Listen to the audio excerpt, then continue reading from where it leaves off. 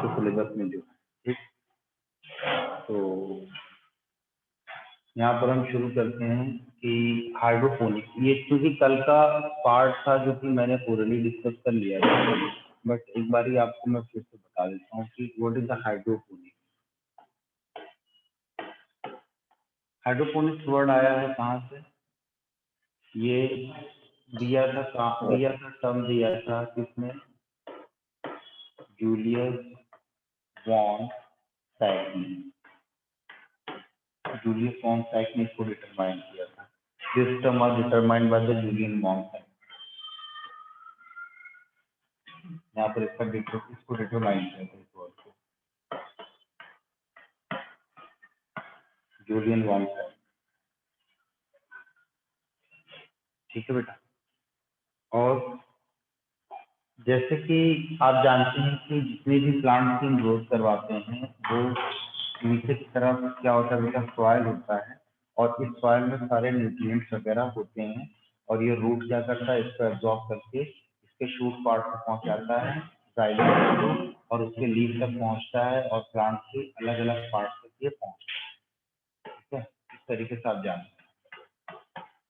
But यहाँ पर ये टेक्निक इस्तेमाल की गई कि यहाँ पर सॉइल का इस्तेमाल ही नहीं किया गया। जो कुछ भी इस्तेमाल किया गया वो आपका वाटर था, और वाटर के अंदर सारे न्यूट्रिएंट्स की सप्लाई होने की, और उसी वाटर से हमारा जो प्लांट था, प्लांट का रूट और रूट हेयर, वो क्या करता था?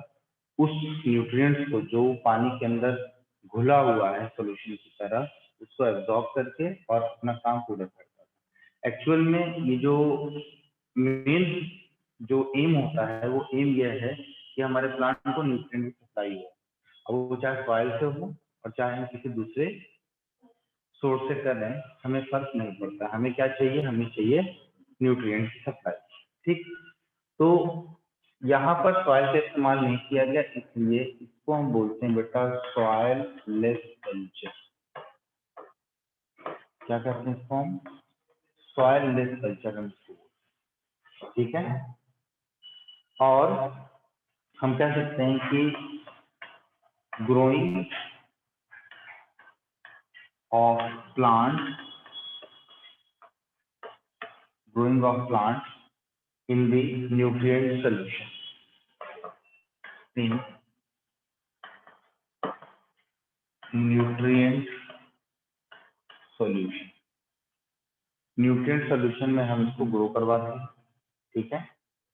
और इसकी वजह से यहाँ पर हमें इसेंशियल जो एलिमेंट्स थे वो इसेंशियल एलिमेंट्स आइडेंटिफाई किए।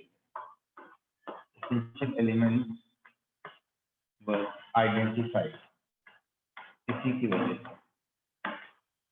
इसेंशियल एलिमेंट्स क्या किए बेटा? आइडेंटिफाई किए गए। ठीक है। और इसका जो बहुत ज्यादा इस्तेमाल हुआ वो इस्तेमाल हुआ कमर्शियल पर्पस। इसका कमर्शियल पर्पस से बहुत ही ज्यादा इसका इस्तेमाल किया गया, कमर्शियल पर्पस। ठीक है। हमारा ये कमर्शियल पर्पस से बड़ा ही ज्यादा, जैसे आपके एनसीईआरटी में लिखा हुआ है कमर्शियल पर्पस से हमने क्या बनाना शुरू किया बेटा? इससे टमाटर बनाना शुरू किया, टोमेटो, लेटर। ठीक है। और क्या क्या हमने बनाया था? सीडलेस कुकुम्बर वगैरह।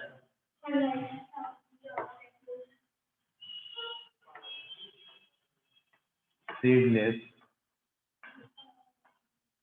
हाँ उसी तरह होता है सर, सीडलेस कुकुम्बर।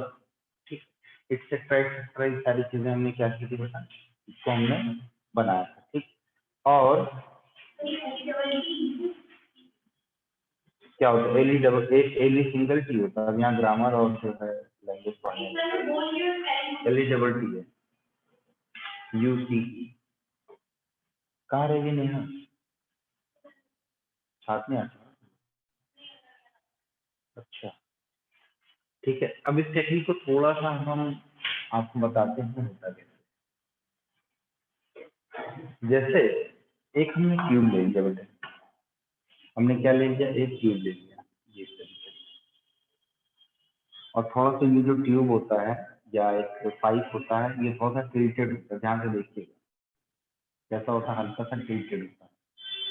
इस टिल्टेड ट्यूब में हमने क्या लगा दिया बेटा, ये प्लांट, ये हमने क्या लगा दिया, प्लांट। छोटा छोटा होल कर देते हैं, होल कर देते हैं और उसी में प्लांट को हमने क्या करना है, लगा देना है। ठीक, अब इसका कनेक्शन जो है हम करते हैं किससे, एक पाइप से। यहाँ पर एक कंटेनर लेते हैं हम, कंटेनर लेते हैं, इस कंटेनर के अंदर हम क्या भर देते हैं बेटा, ये न्यूट्रिएंट सोल्यूशन यहाँ पर हम भर देते हैं। और न्यूट्रिएंट सोल्यूशन भरने के बाद हम इसमें लगा देते हैं क्या, एक पंप लगा देते हैं पंप। और ये पंप से जो पानी होता है इसके साथ जोड़ देते हैं, जो सोल्यूशन वाला वाटर है इसके साथ हमने जोड़ दिया। तो ये पंप क्या करेगा, पंप इस न्यूट्रिएंट को क्या करेगा, सक्शन करेगा और पानी न्यूट्रिएंट रिच जो वाटर है वो इस डायरेक्शन में जाएगा।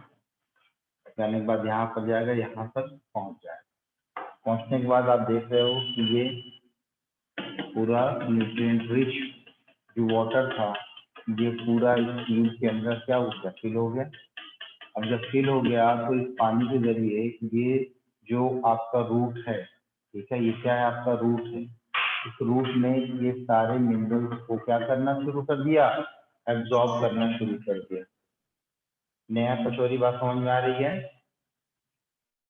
ठीक है भी कि नहीं आ रही है, यहीं पर है। हाँ तो बोलना चाहिए था, बात समझ में आ रही है जो समझा रहा हूँ। Yes sir.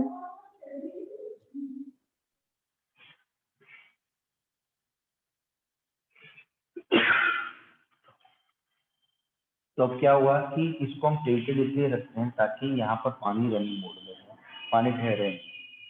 तो ये जो सोल्यूशन वाला पानी है ये जब यहाँ पर इकट्ठा हो जाता है, जब टिल्ट होगा तो ये क्या होगा, टिल्टिंग में आ जाएगा वापस। इस तरीके से ये जो है इसकी फैक्ट्री चलती रहती है। और ये जो टेक्निक है ये आपकी क्या कहलाती है बेटा, हाइड्रोपोनिक की टेक्निक। सर इसका सोल्यूशन हाइपोटोनिक होने के बावजूद भी अच्छा कैसे होता है? बेटा यहाँ पर मिनरल का एब्जॉर्प्शन होता है, ठीक है, यहाँ पर मिनरल का एब्जॉर्प्शन होगा। अगर यहाँ कह रहे हो कि इसका सोल्यूशन हाइपरटोनिक है और यहाँ पर मिनरल ज्यादा है, ठीक है, लेकिन आप ये देखिए जो एब्जॉर्प्शन होता है यहाँ पर ये एब्जॉर्प्शन एक्टिवली हो रहा है, पैसिवली नहीं हो रहा है, ठीक है। अच्छा, ये जो जूलियन वॉन साइक ने ये जो डिटरमाइन किया था 1860 में, फैसिलिटेटेड में वाटर एनर्जी कंजप्शन नहीं होता है।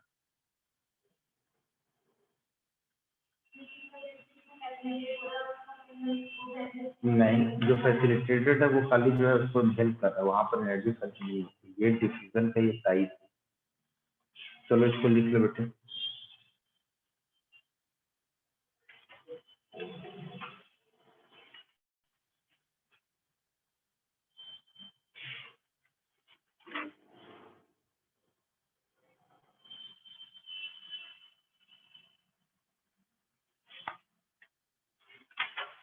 सर हाइड्रोपोनिक्स हम छोटे प्लांट्स ही क्यों उगाते हैं, बड़े प्लांट्स भी तो हो सकते हैं ना? बिल्कुल हो सकता है, उतना बड़ा तुम्हें जो है कंटेनर लाना पड़ेगा आम का पौधा लगाने के लिए।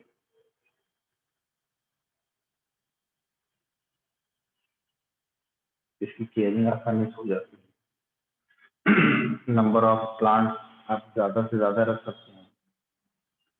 छोटे पौधों का एरिया जो ऑक्यूपेशन होता है वो कम होता है। अब आप सोचो कि हमें आम का पौधा लगाना है, अमरूद का लगाना है, हो सकता है, बट आपको उतनी बड़ी जगह की रिक्वायरमेंट होगी और उतने जो इक्विपमेंट्स हैं उन सब की रिक्वायरमेंट, इसीलिए। और बड़े पौधों की बात जब आप करते हैं वहां पर जो उसके फल देने की टाइम आती है वो बहुत देर में आता है। आप अमरूद का पौधा लगाओगे पता चला 2 साल में फल दे रहा है, आम लगाओगे तो 3 साल में दे रहा है। जितना वो फल नहीं देगा उससे ज्यादा आपकी लागत लग जाएगी, आप क्यों करोगे? Yes sir. ना। पालक कितने दिन में हो जाता है? 7 दिन में मैक्सिमम। अरे जर्मिनेशन होता है, पालक खाने लायक होता है महीने भर में। महीने भर तो इंतजार कर सकते हैं। धनिया आप पैदा करिए, पुदीना आप पैदा करिए, सलाद आप पैदा करिए, उसमें टमाटर सर आप जो पैदा करिए। प्लांट से करते ये हैं वो सब तो छोटे छोटे तुरंत। पौधे हैं और इनसे जो है हमको फायदा भी जल्दी मिलता है। टमाटर जाएगा भी 100 रुपये किलो भी बिकता है। आम कितने में बिकेगा? 20 रुपये किलो। जब आम का सीजन आएगा तो आम कितने में बिकेगा? 20 रुपये किलो, 30 रुपये किलो। तो इंसान लालची है। कुल मिला के टोटलिटी में बात यह आती है कि इंसान के अंदर लालच है, तो उसको जहाँ से ज्यादा फायदा मिलता है कम मेहनत में वही काम करना है। अभी हम आपसे अगर कह दें कि नीट का पेपर आउट हो जाएगा और मैं वो करवाऊंगा तो आप उस दिन से पढ़ना छोड़, श्योर है आप पढ़ना छोड़ देंगे। आप क्या बोलोगे? कह रहे सर पेपर को आउट करवाएगा। इवन 10 क्वेश्चन बता दूंगा, इस टॉपिक का मैं बता दूंगा, इस टॉपिक से 10 क्वेश्चन आने वाले हैं। आप बोलोगे चलो ये टॉपिक छोड़ो, ये तो सर बता ही देंगे, बाकी पढ़ लेंगे। आपको छोड़ो।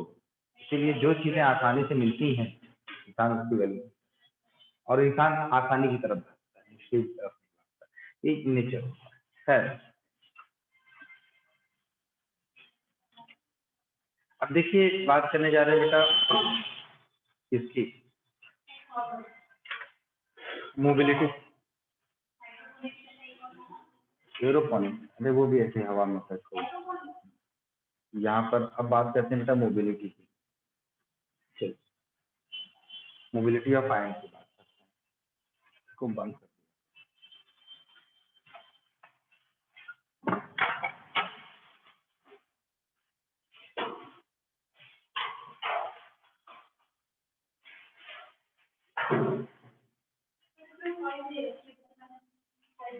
सॉइल वाला है।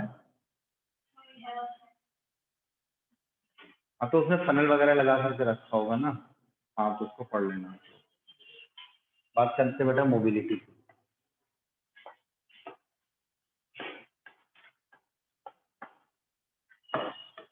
इसकी मोबिलिटी की, आयन की मोबिलिटी की बात कर रहे थे। तो आपने अभी लास्ट चैप्टर में आपने पढ़ा किस तरीके से मोबिलिटी ऑफ जो है आयन होता है। जैसे आपने सिंथ क्लास मूवमेंट देखा, एको क्लास आपने मूवमेंट देखा। तो एको क्लास और सिंथ क्लास में आप फर्क जानते हैं कि एको क्लास में जो है क्या होता है, सेल टू सेल ट्रांसफर नहीं होता बल्कि सेल वॉल के अंदर से ट्रांसफर होता है। सिंथ क्लास में क्या होता है कि एक सेल से दूसरे सेल में जाता है, ठीक है, सोल्यूशन एक सेल से दूसरे सेल में जाता है, जिसकी वजह से क्या होता है वहां पर एक्सपेंडिचर ऑफ एनर्जी होती है, ठीक। और इको क्लास में ऐसा कुछ नहीं। तो इसका मतलब इको क्लास वाला जो मूवमेंट है वो कैसा करता है, फास्ट था, फास्ट। और सिम क्लास वाला मूवमेंट जो था वो कैसा था, स्लो प्रोसेस था वो, ठीक है। अब मोबिलिटी में हम ये पॉइंट आपको बताएंगे कि जो डिफिशियंसी सिम्टम हमें देखने को मिलता है वो सबसे ज्यादा हाईली मोबाइल एलिमेंट्स के अंदर देखने को मिलता है। और कहाँ पर देखने को मिलेगा? जो प्लांट्स के जो पार्ट ओल्डर हो जाते हैं, पुराने हो जाते हैं, वहां पर देखने को मिलेगा। अब देखिए कि जो पुरानी पत्तियां होती हैं वो जल्दी जो है फॉल आउट हो जाती हैं, फॉल ऑफ हो जाती हैं। जो यंग वाली होती हैं वो तो बन रही होती है। तो जहाँ पर सिम्टम्स क्या होते हैं, जल्दी दिखाई पड़ते हैं, मतलब डेफिशिएंसी ज्यादा दिखाई पड़ती है, वहां पर उसका जो है एजिंग जल्दी हो जाता है, सेनेशन जल्दी हो जाता है। अब जैसे सीधी सी बात, एक 70 साल के बूढ़े को बैठा दिया जाए और एक 7 साल के बच्चे को बैठा दिया जाए तो आप बोलोगे कि कौन जल्दी खत्म होगा, मरेगा कौन नेचुरली? ऑब्वियसली बात बोलोगे कि जो 70 साल वाला आदमी है ये अपने दिन पूरे कर चुका है, अब ये फ्लाइट मोड पर जाने वाला है कुछ सालों में, ठीक। लेकिन बच्चे के लिए आप ऐसा नहीं बोले, बोले अरे शिक्षु बोलो, अभी तो उसने जो है दिन भी नहीं देखे हैं। सेम फिनोमिना आपका यहाँ प्लांट में भी होते हैं। जो ओल्डर लीव्स हैं, जो ओल्डर पार्ट्स हैं प्लांट के, वहां पर आपको डेफिशिएंसी सिम्टम ज्यादा दिखाई पड़ते हैं एज कम्पेयर टू यंगर। लेकिन यंगर वन प्लांट्स में, younger one part of plants में उन एलिमेंट्स की डेफिशिएंसी दिखाई पड़ती है जो एलिमेंट्स मोबाइल नहीं होते हैं या ना के बराबर, ठीक है। चलिए इस पॉइंट को लिखिएगा कि deficiency symptoms of highly mobile elements, deficiency symptoms of highly mobile elements seen in older part.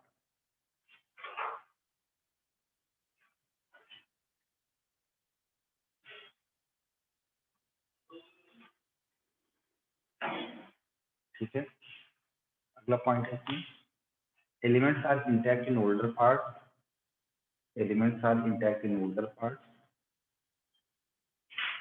when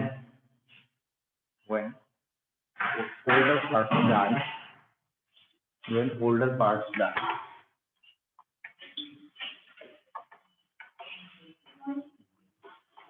when older parts die, these older parts die, these constituents of biomolecules,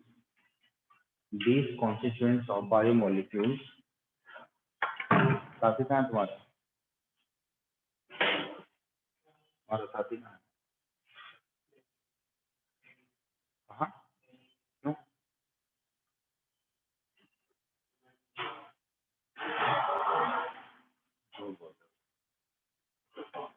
कुछ होगा तो मैं बताता हूँ। These constituents of biomolecules break down for younger part. बुलाओ उसको phone कर।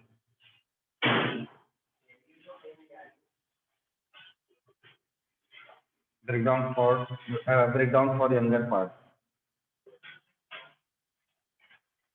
ठीक है, जैसे ये ओल्डर पार्ट है, ठीक है। अब जब पुराना वाला मरने वाला होता है तो इसके अंदर का जो एलिमेंट्स होता है ये ब्रेक डाउन होकर के यंगर वन के पास आता है। अब जब यंगर वन के पास यही आना बंद हो जाएगा तो यंगर वन में क्या हो जाएगा, इसकी डेफिशिएंसी होना शुरू हो जाएगी। क्या होना शुरू हो जाएगी, डेफिशिएंसी होना शुरू हो जाएगी। ठीक है, तो एक पॉइंट लिखिएगा कि यंगर पार्ट के बाद एक पॉइंट ऐसे लिख लीजिएगा। तो नाइट्रोजन होगा, फॉस्फोरस होगा, ठीक है, आपका पोटेशियम होगा और आपका magnesium, main nitrogen, phosphorus, magnesium और पोटेशियम। हाँ, सल्फर जो होता है उसमें आपका आयरन है, कैल्शियम है, सल्फर है, ये जनरली आपके ओल्डर से यंगर पार्ट को ट्रांसफर नहीं हो पाता।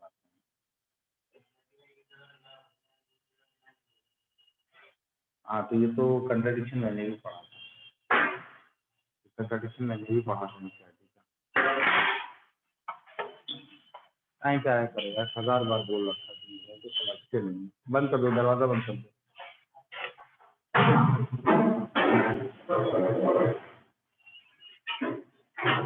चलिए, डेफिशिएंसी सिम्टम ऑफ, लिख लो बेटा, लिख लो। Deficiency symptom of immobile element seen in younger part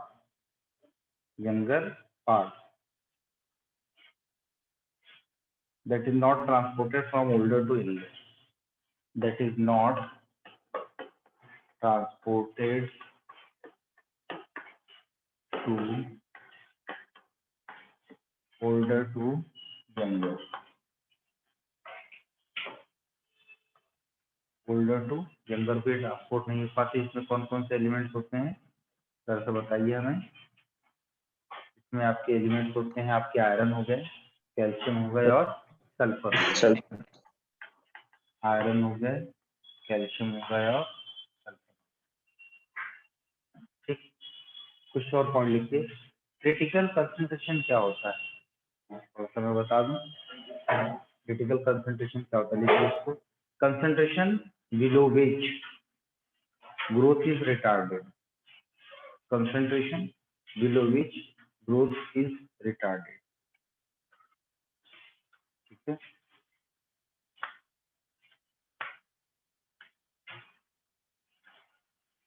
कुछ टर्म्स हैं, जैसे अगर एलिमेंट की डेफिशिएंसी हो जाएगी तो हम कहेंगे फला एलिमेंट्स के लिए ये प्लांट हमारा क्या है, डेफिशिएंट। ठीक है, और जो मॉर्फोलॉजिकल चेंजेस आते हैं डेफिशिएंसी के बाद, तब हम उसको क्या बोलते हैं बेटा, उसको हम बोलते हैं डेफिशिएंसी सिम्टम। जैसे चिलोसिस हो जाती है, किसकी कमी से होती है, बताएगा भाई। विटामिन, चिलोसिस, ये यहाँ पर साइड में होठ का ये मार्जिन जो है विटामिन सी की वजह से होती है। वर्ल्ड वॉर 2 या वर्ल्ड वॉर फर्स्ट की बात थी, जब सबको ये बीमारी होने लगी तो उस वक्त उसके डॉक्टर को ये नहीं पता था कि विटामिन सी की कमी से होता है, लेकिन उनको ये जरूर पता था कि किससे ठीक होगा। तो उन्होंने ये कहा कि भाई ऐसा है, जितने भी खट्टे फल हैं वो खट्टे फल खाइए, ये ठीक हो जाएगा। तो खट्टे फल को खाया गया तो ये चिलोसिस की जो बीमारी थी वो ठीक हो गई। बाद में पता चला था कि ये जो खट्टे फल होते हैं उसके अंदर विटामिन सी होता है, फॉलिक एसिड होता है। तो ये चिलोसिस आपने देखा था, क्या डेफिशिएंसी सिम्टम था, मॉर्फोलॉजिकल चेंजेस आप देख रहे थे, ठीक है। आपने देखा विटामिन ए की कमी से क्या हो जा रहा है, नाइट ब्लाइंडनेस हो जा रहा है। तो वहां पर भी जो है उसका मॉर्फोलॉजिकल चेंजेस होता था, जो आपका रोडॉप्सिन है, इसको टॉक्सिन और किस में कन्वर्ट होता था, रेटिनल में, और रेटिनॉल में, रेटिनॉल से रेटिनल के अंदर कन्वर्जन होता था, आपने देखा था। तो उसी तरीके से यहाँ पर भी है, ठीक है, कि मॉर्फोलॉजिकल चेंजेस होते हैं, इसमें 4 टाइप का डेफिशिएंसी सिम्टम कहलाते हैं, ठीक है। अब टॉक्सिसिटी की बात कर लेते थोड़ा सा। अच्छा, इसके जितनी भी डिसीज हैं, ठीक है, जो जो होती हैं, कि आप उन्हीं को याद करिएगा जो आपके एनसीईआरटी में लिखा हुआ है, ठीक है। कि मैग्नीशियम आयन अगर नहीं रहेगा तो क्लोरोफिल नहीं रहेगा, क्लोरोफिल नहीं रहेगा तो क्या हो जाएगा, पत्तियां पीली पड़ना शुरू हो जाएंगी, ठीक। तो इस तरीके से हर एलिमेंट के जो है वो लिखे हुए हैं, डेफिशिएंसी डिसऑर्डर लिखे हुए हैं, उसको आप एक चार्ट बना करके कर लीजिएगा, ठीक। इस पॉइंट लिखिएगा, magnesium is the remnant of burn chlorophyll. Chlorophyll को अगर हम जला देंगे तो आपके ऐश में क्या मिलेगा, मैग्नीशियम मिलेगा। दूसरा, nitrogen is maximum required element. तो माइक्रोन्यूट्रिएंट्स हमने बताया था कल आपको कौन कौन से होते हैं माइक्रोन्यूट्रिएंट्स, बोलो। माइक्रो, हाँ,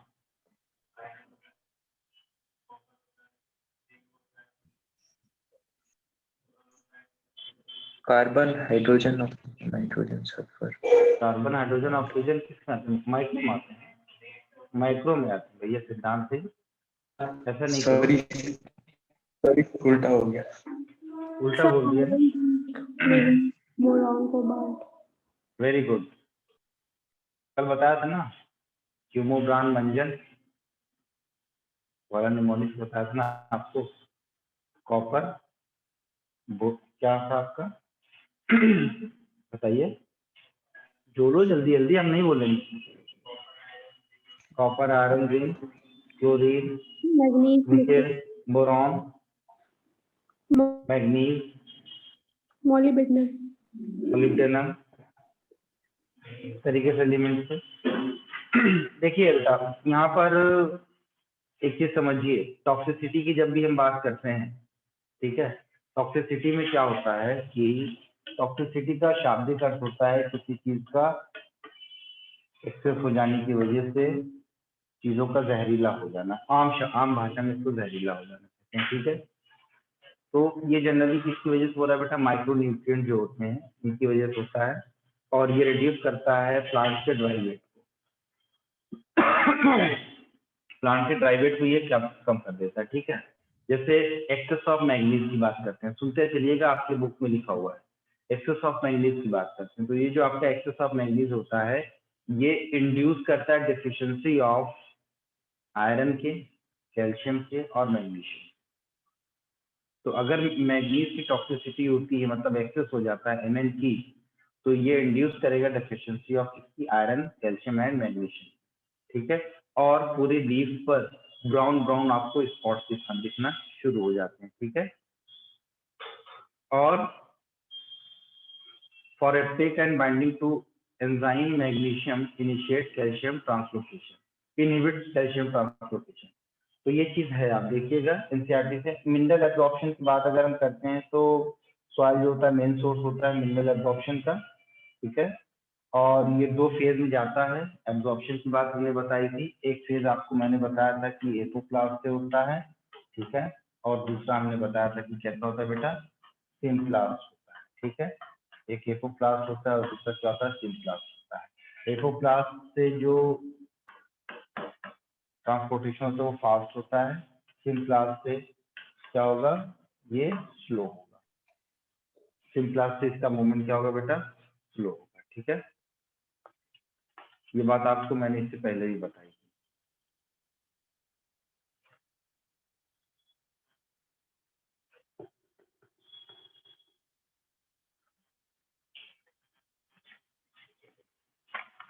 ऐसी एब्जॉर्प्शन हो गया। चलो हम लोग फास्ट हैं बेटा नाइट्रोजन साइकिल के बारे में। ठीक है, नाइट्रोजन साइकिल के बारे में। ये पूरा चार्ट आप लोग बना लीजिएगा, जैसे फास्फोरस का काम होता है। ठीक है, और आपका डेफिशिएंसी सिम्टम में एक आता है आपका फ्लोरोसिस आता है। फ्लोरोसिस में येलोइंग ऑफ द हमने बताया थी क्लोरोफिल मॉलिक्यूल के एब्सेंट होने से। और क्लोरोफिल मॉलिक्यूल कब एब्सेंट होगा या कब नहीं बन पाएगा, जब आपका मैग्नीशियम आयन नहीं होगा।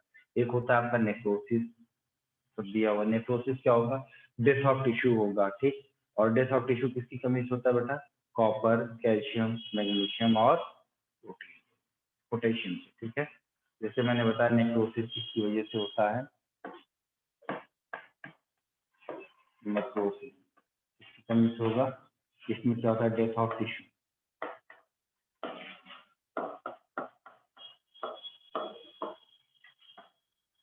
डेथ ऑफ टिश्यू, उससे बोलो ऑनलाइन है। डेथ ऑफ टिश्यू में क्या होगा बेटा, कॉपर, कैल्शियम, मैग्नीशियम और पोटेशियम, इसकी कमी से डेथ ऑफ टिश्यू होता है, नेक्रोसिस कहते हैं।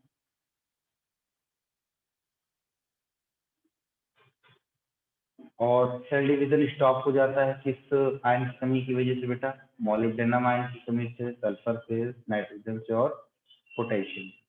ये चीजें लिखी हुई है आपके एनसीईआरटी में। डिले इन फ्लावरिंग, अगर फ्लावरिंग डिले हो रही है तो उसमें आपका जो आयन इस्तेमाल होता है वो है आपका मॉलिब्डेनम है, सल्फर है और नाइट्रोजन। ठीक है, हमेशा टॉक्सिसिटी की बात जो अभी हमने बताई वो जो आपका है वो माइक्रोन्यूट्रिएंट्स की वजह से होता है। ठीक है, इसका जब कंसंट्रेशन एक्सेस हो जाता है तो इसका ड्राई वेट कितना कम हो जाता है, अप टू 10%। अप टू 10% इसका ड्राई वेट बेटा कम हो जाता है। ठीक, अब चलिए हम बात कर लेते हैं थोड़ा सा nitrogen metabolism. That is very important, that is very very important. ठीक है,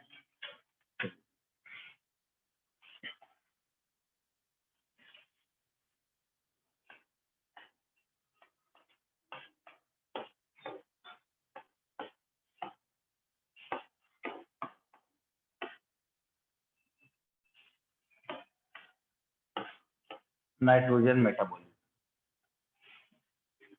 नाइट्रोजन मेटाबॉलिज्म के बारे में पहले आप इसमें जानिए कि ये नाइट्रोजन हमारा क्या है, एक मेजर इसेंशियल एलिमेंट है, पहला पॉइंट। ठीक है, जानकारी के लिए जो 11 वाले बच्चे हैं वो इस पॉइंट को ऐसे मेंशन करते हुए चलेंगे। अब तुम लोग टेंशन मत लो, तुम लोग को नोट्स में दे दूंगा, फिक्र मत करो। मेजर इसेंशियल एलिमेंट है ये। ठीक है, अब नाइट्रोजन जरूरी क्यों, नाइट्रोजन इसलिए जरूरी है अर्जुन क्योंकि नाइट्रोजन से बनेगा आपका अमीनो एसिड, अमीनो एसिड से बनेगा प्रोटीन, और जो प्रोटीन हमारे सेल में बनती है वो स्पेसिफिक होती है।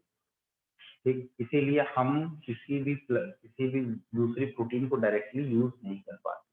हमारी बॉडी में जो सेल है वो सेल अपना प्रोटीन खुद बनाती है by the means of translation.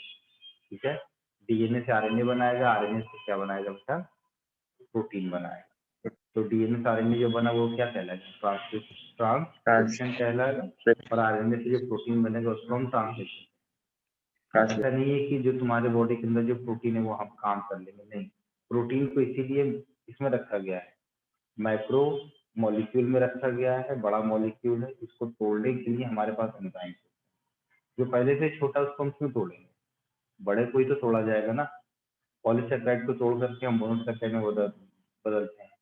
ठीक है, फैट्स को तोड़ करके हम उसको छोटे छोटे लिपिड के फॉर्म में अगर हम उसको तोड़ते हैं, उसी तरीके से प्रोटीन को तोड़ करके हम किसमें कन्वर्ट करते हैं, अमाइनो एसिड में।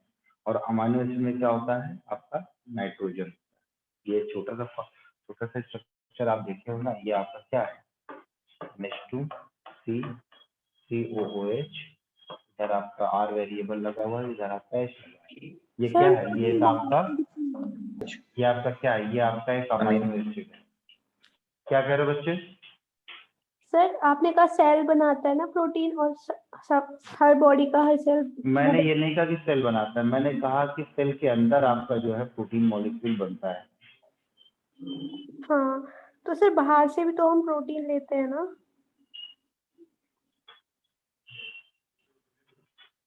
बेटा बाहर से जो प्रोटीन आप लेते हैं जनरली खाने के फॉर्म में जो लेते हैं, उसका डाइजेशन भी तो करते हैं बच्चा। जब डाइजेशन आप करोगे तभी तो आपको अमाइनो एसिड मिलेगा, और वो अमाइनो एसिड मिलेगा जो आपके लिए एसेंशियल होगा। नॉन एसेंशियल तो आप पहले से ही बना रहे हो ना। सर तब आपका डीएनए क्या करेगा? किसी पर्टिकुलर अमाइनो एसिड को कोड करवाएगा और फिर उसको एक सीक्वेंशियल ऑर्डर में लगाएगा। फिर आपका प्राइमरी स्ट्रक्चर ऑफ प्रोटीन बनाएगा। प्राइमरी स्ट्रक्चर ऑफ प्रोटीन का फिर क्या होगा बेटा? इनफोल्डिंग होगी तो सेकेंडरी स्ट्रक्चर बनेगा, उसके में फर्दर फोल्डिंग होगी तो टर्शियरी बनेगा, फिर फाइनली जाकर के क्वाटरनरी बनेगा। तो हर प्रोटीन का अपना अपना काम होता है। ठीक, इतनी बेसिक चीज थी बेटा, आप कंफ्यूज हुए।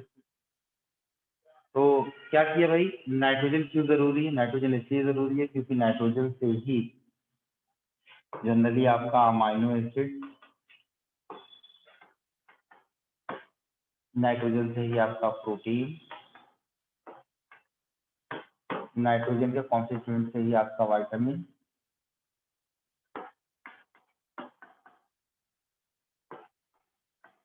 नाइट्रोजन से ही आपके कुछ हार्मोन, इन सब का फॉर्मेशन होता है। इसलिए आप समझिए कि नाइट्रोजन कितना ज्यादा जरूरी है। और सब के सब जितने हैं मेटाबॉलिक फंक्शन में रोल प्ले कर रहे हैं। ऐसा नहीं कि कोई जाकर के चुपचाप बैठा हुआ है, सबका अपना अपना काम है। ठीक है। अब जो डायरेक्टली एटमॉस्फेरिक नाइट्रोजन है, नाइट्रोजन तो बहुत सारा मौजूद है हमारे एटमॉस्फेयर में, तो ये जो ढेर सारा नाइट्रोजन मौजूद है, हमारा प्लांट उसको डायरेक्टली यूज कभी नहीं करता। उसको पहले क्या करवाएगा? कन्वर्ट करवाएगा। कन्वर्ट करवाने के बाद उसका इस्तेमाल किया जाएगा। समझ रहे हो बात? ठीक, ठीक वैसे ही जैसे हम अपने खाने को खाते हैं, कुछ खाने को कच्चा खा लेते हैं, कुछ खाने को बिना पकाए नहीं खा सकते। मिलता कहाँ से है? आपको सराउंडिंग से ही मिलता है।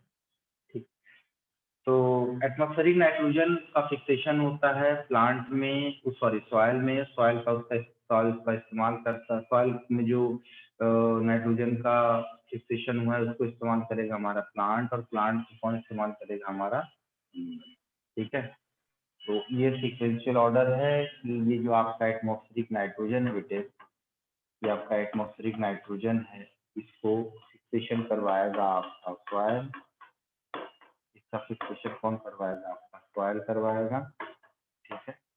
और सॉइल से इसको एक्वायर करेगा आपका प्लांट, और प्लांट से कौन लेगा? एनिमल। और एनिमल में सबसे बुरा एनिमल होता है ह्यूमन। सबसे बुरा एनिमल कौन होता है? ह्यूमन। ह्यूमन से बुरा कोई नहीं, उसने पूरे नेचर को बर्बाद कर रखा है। अब ये नाइट्रोजन फिक्सेशन जो होता है वो दो टाइप से होता है। एक आपका क्या होता है? ए बायोलॉजिकल होता है, और एक कैसा होता है? बायोलॉजिकल। तो ये हमें बताएगा ए बायोलॉजिकल कैसे होता है। थंडर स्टॉर्म की वजह से। वेरी गुड, जिसने इवोल्यूशन पढ़ा है उसको थोड़ा सा पता होगा। जब बिजली कड़कती है, थंडर आता है, जब आप डर जाते हो क्या होगा, आसमान गरज रहा है, तो टाइम पर क्या होगा? जो थंडर स्टॉर्म होता है उसकी वजह से भी नाइट्रोजन का क्या होता है बेटा? फिक्सेशन। ठीक है। इलेक्ट्रिकल में क्या होता है बेटा? जो नाइट्रेट होता है वो किस में कन्वर्ट हो जाता है? NO3- में बनता है ना नाइट्रेट। तो क्या कहते हैं आपका एटमॉस्फेरिक नाइट्रोजन। 3 बार ये एम्स में पूछा गया सवाल है, AIPMT और एम्स में, जो नाइट्रोजन की साइकिल होती है। तो यहाँ पर दो टाइप से इसका फिक्सेशन हो सकता है, ए बायोलॉजिकल और बायोलॉजिकल। ठीक,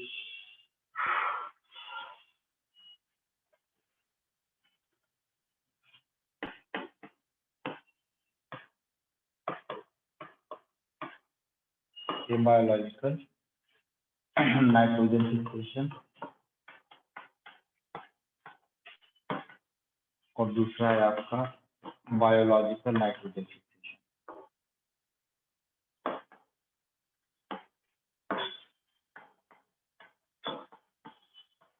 बायोलॉजिकल नाइट्रोजन फिक्सेशन, ठीक, ये होता है।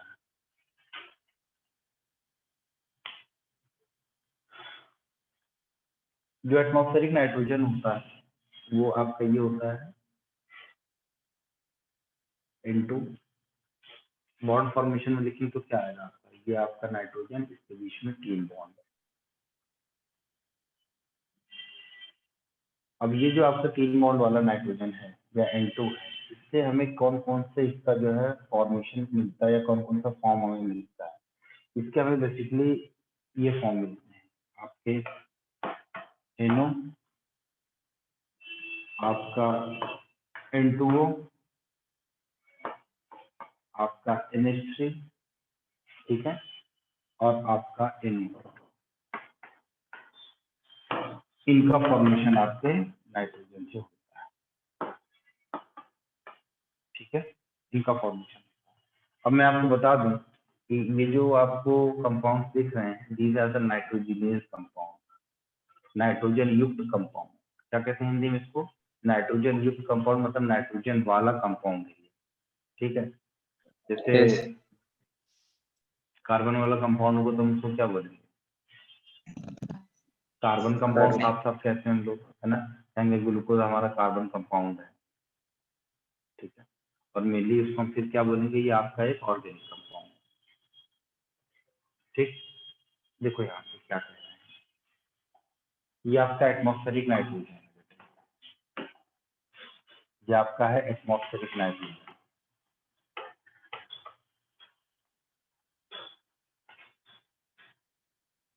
ये आपका एटमॉस्फेरिक नाइट्रोजन, नाइट्रोजन आपके एटमॉस्फेयर में है, कितने परसेंट होता है नाइट्रोजन, 71% आपके पास 70। नाइट्रोजन है, इतना सॉइल में भी नहीं, ठीक है। 71% आपके एयर में, आपके एटमॉस्फेयर में नाइट्रोजन है, ठीक है। अब क्या होगा यहाँ पे कि अगर इलेक्ट्रिकल मेथड से हम इसको करवाएंगे तो इलेक्ट्रिकल मेथड से डायरेक्टली क्या कहते हैं इसको, अगर इलेक्ट्रिकल मेथड से अगर देखेंगे जो थंडर स्टॉर्म चलता है तो इसमें हम देखेंगे तो ये किसमें कन्वर्ट हो जाता है, जल्दी बताइए, NO3 NO3 माइनस में नेगेटिव। कन्वर्ट होगा, ठीक है। और ये क्या है, नाइट्राइट है या नाइट्रेट है, नाइट्रेट। नाइट्रेट है ये, ठीक है। हाँ ये बेटा ये नाइट्रेट है, ये आपका नाइट्रेट। तो ये क्या कौन सा मैनर हो गया आपका, इलेक्ट्रिकल मैनर। उसके बाद हम देखेंगे इंडस्ट्रियल मैनर से भी काम करवाते हैं। इंडस्ट्रियल में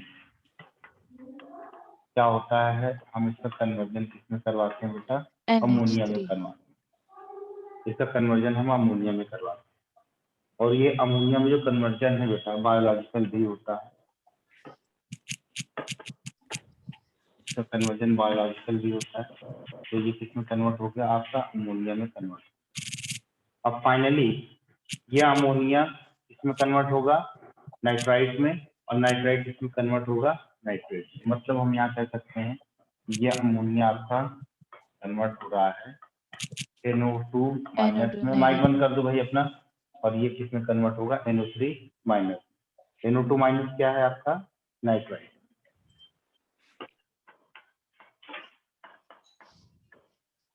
आप देख लो किस तरीके से इसका जो है सीक्वेंस बन रहा है।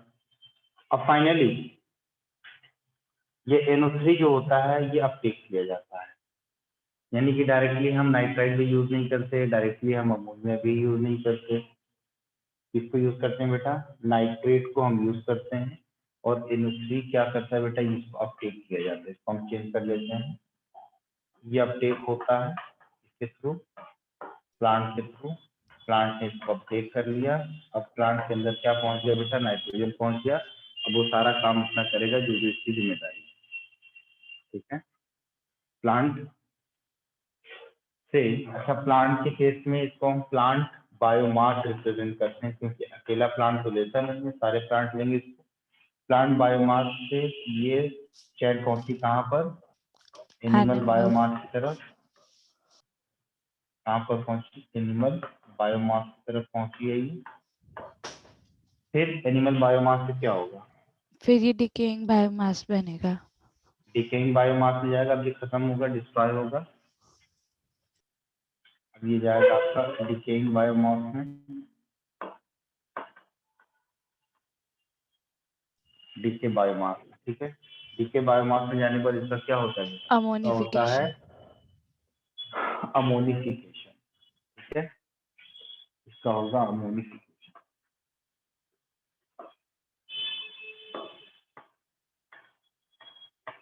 ये होगा इसका अमोनिफिकेशन।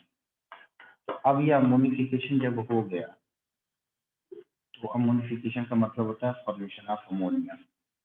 ये फिर से वो साइकिल आपकी चलती रही, फिर से कंटिन्यूएशन में, लेकिन ये डायरेक्टली ये डीके बायोमास है, डीके बायोमास तो इसका भी तो होगा, जो प्लांट आपने हैं ये भी तो मरेगा, इसकी भी तो एजिंग आएगी, ये यस डीके सर। नहीं होगा, हो गया, ठीक। तो इस तरीके से आपने देखा है कि ये साइकिल ऐसी चलती है, लेकिन NO3 माइनस वापस से आपके NO2 में कन्वर्ट होने की टेंडेंसी रखता है, और इस प्रोसेस को हम बोलते हैं डीनाइट्रिफिकेशन, ठीक है। तो ये जो नाइट्रेट है आपका, ये वापस से नाइट्रोजन में कन्वर्ट होने की टेंडेंसी रखता है, और इस प्रोसेस को हम बोलेंगे डीनाइट्रिफिकेशन।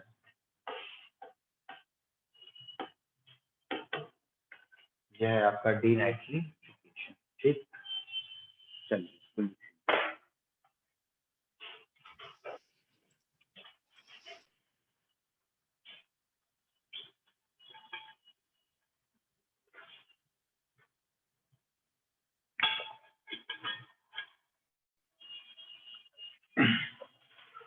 देखिए, यहाँ पर जो आपका ए बायोलॉजिकल है, ए बायोलॉजिकल में आप देख रहे हो दो चीजें हो रही हैं, एक आपका इंडस्ट्रियल वाला हो रहा है और एक आपका कैसा हो रहा है बेटा, इलेक्ट्रिकल हो रहा इलेक्ट्रिकल। है, ठीक है। जो इलेक्ट्रिकल होता है, जैसे लाइटनिंग हो रही है, थंडर जो आती है वो अल्ट्रावायलेट रेज की वजह से, तो क्या होगा, नाइट्रोजन और ऑक्सीजन मिलकर के क्या बनाते हैं बेटा, नाइट्रोजन ऑक्साइड बनाते हैं। और नाइट्रोजन ऑक्साइड में क्या क्या आपका होता है, NO होता है, N2O होता है और NO2, ठीक। नाइट्रोजन के 3 ऑक्साइड आपके यहाँ पर एग्जिस्ट कर रहे हैं, NO, N2O और NO2, ठीक। उसके बाद जो इंडस्ट्रियल फॉर्म में जो हम बना रहे हैं, इससे हम क्या बना रहे हैं बेटा, अमोनिया बना रहे हैं, ठीक है। क्या बना रहे हैं, अमोनिया। अब आप देखो कि अमोनिया डायरेक्टली हम देते नहीं है, हम उसको यूरिया में कन्वर्ट करके देते हैं प्लांट को। जब हम लोग आर्टिफिशियली जो हम खाद का इस्तेमाल करते हैं उसको किस फॉर्म में देते हैं, यूरिया के फॉर्म में देते हैं, ठीक। उसके बाद आपका आता है बायोलॉजिकल नाइट्रोजन फिक्सेशन, ये हो गया सबका, बना लिया आपने। Yes yes sir. Biological nitrogen fixation, ये जरूरी बात है थोड़ी सी।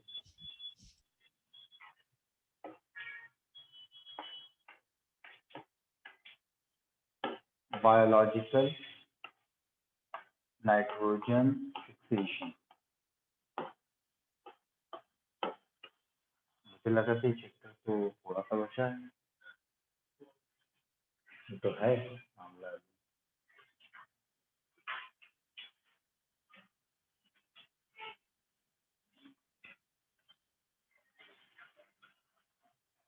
तो पहले आप ये बताएं कि टेस्ट की प्रिपरेशन कैसे चल रही है आपकी,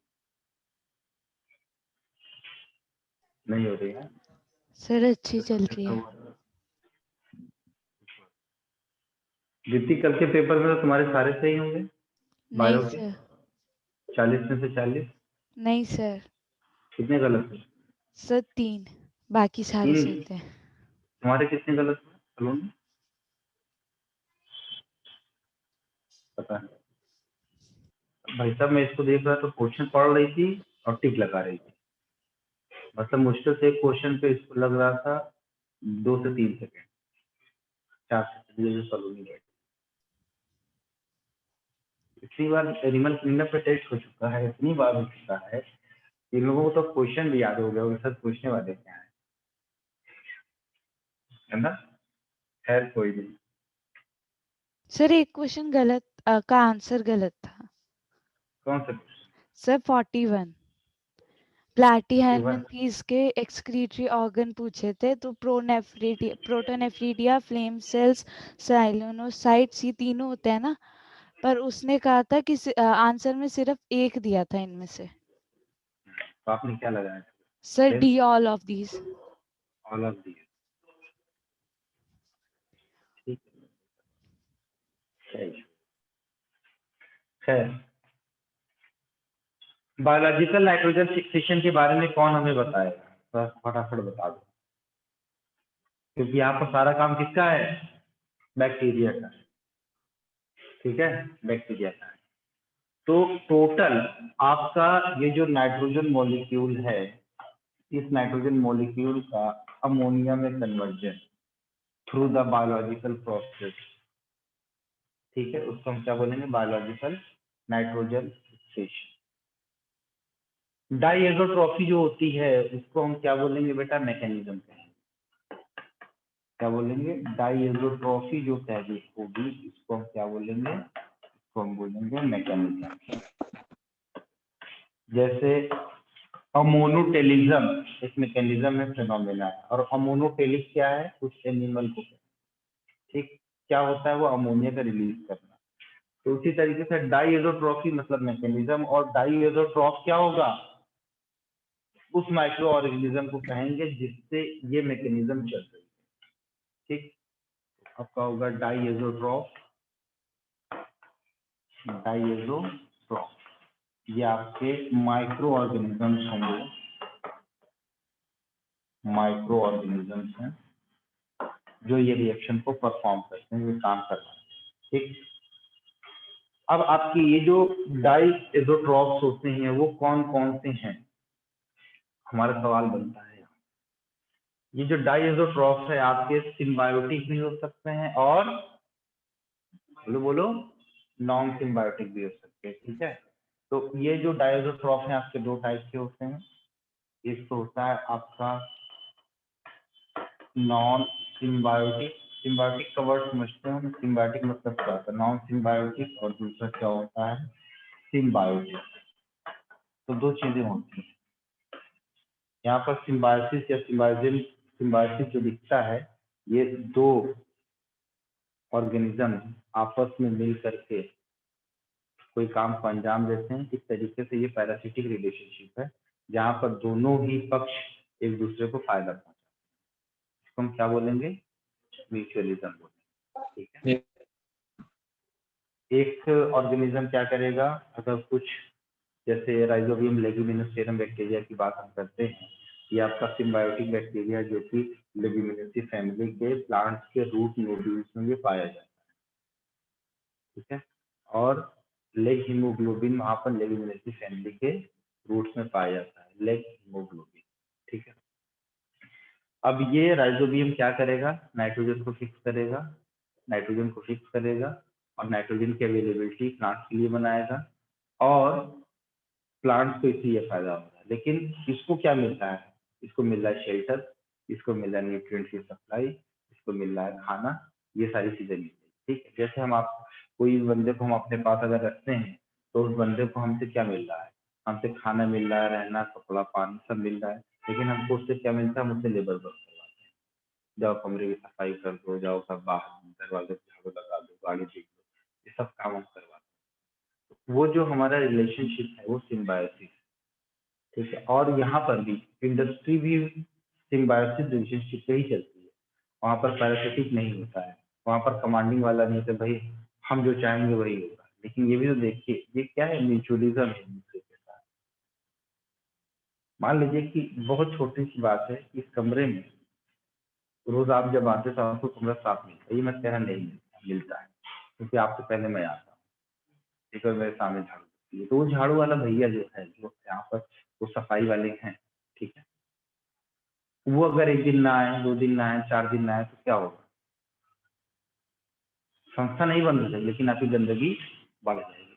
तो हर छोटी सी छोटी यूनिट का किसी भी सिस्टम में उतना ही रोल होता है जितना दूसरे का होता है। इसीलिए सेल जो बताया गया वो एक छोटी सी यूनिट है। अब छोटी छोटी यूनिट को निकालते हम चले जाएंगे तो हमारा ऑर्गेनिज्म एग्जिस्ट करेगा? कभी एग्जिस्ट नहीं करेगा। इस चीज को इस तरीके से समझ लीजिए। देखो ये भाई साहब घूम रहे हैं, तो आपका जो नॉन सिम्बायोटिक है, नॉन सिम्बायोटिक जो डायजोट्रॉफ होते हैं, जरा सा उनके फटाफट नाम बता दीजिए। एक तो आपका है बैक्टीरिया,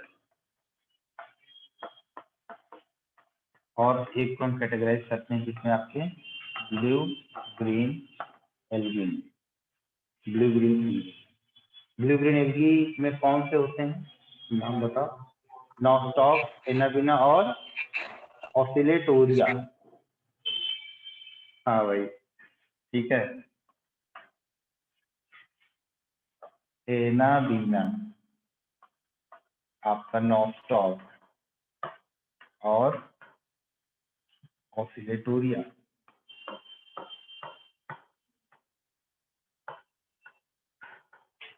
ठीक है, और बैक्टीरिया में कौन कौन से आते हैं आपके? एरोबिक और एनारोबिक बैक्टीरिया आते हैं। आपका आता है एरोबिक बैक्टीरिया और आपका आता है एनारोबिक बैक्टीरिया। एरोबिक बैक्टीरिया और एनारोबिक बैक्टीरिया। अब ये एनारोबिक बैक्टीरिया और एरोबिक बैक्टीरिया का नाम फटाफट बता दीजिए। आपका जो एरोबिक बैक्टीरिया है वो कौन सा है? एजोटोबैक्टर और एजोस्पाइरिलम। बंद कर दिया भाई। एरोबिक बैक्टीरिया में फटाफट नाम बताइए जो एशियाटिक लिखा हुआ है।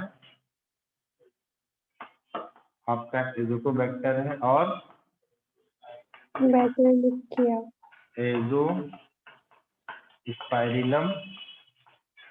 और बैसिलस बैक्टीरिया भी। ऑक्सीजन ही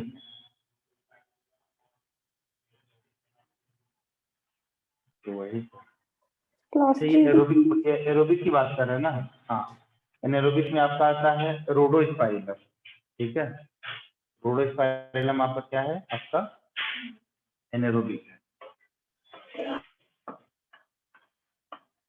रोडोस्पाइरलम और रोडोस्पाइरलम के अलावा और कौन सा होता है? बैसिलस है, क्लॉस्ट्रिडियम भी है। ठीक है, क्लॉस्ट्रिडियम। क्लॉस्ट्रिडियम से होने वाले दो डिसीज का नाम बताइए। क्लॉस्ट्रिडियम से होने वाली दो डिसीज का नाम बताइए। और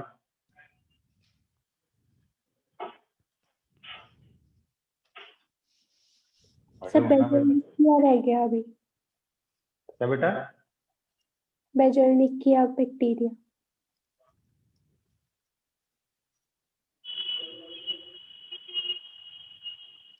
क्लॉस्ट्रिडियम बोटुलिज्म से सर मैं फूड बताऊं? पॉइजनिंग होती है और क्लॉस्ट्रिडियम टेटानस से टेटनस। ठीक है, ये दो बड़ी मशहूर डिसीज हैं जो क्लॉस्ट्रिडियम।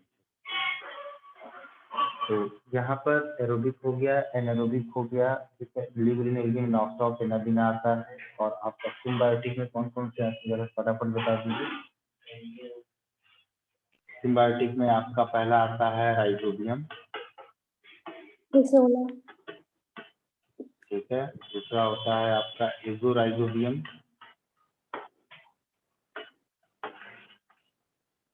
और तीसरा कौन सा होता है? फ्रैंकिया।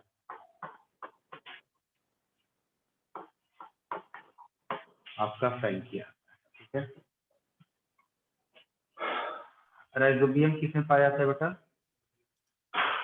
ये पाया जाएगा सर लेग्यूम्स में। हाँ बेटा, root leguminous, legumes of fruit nodules. ठीक है, और आपका एजोराइजोबियम किसमें पाया जाएगा? Stem nodules of sesbania. बताइए, स्टेम नोड्यूल्स ऑफ सेस्बानिया। ठीक है, ये पाया जाता है स्टेम नोड्यूल्स ऑफ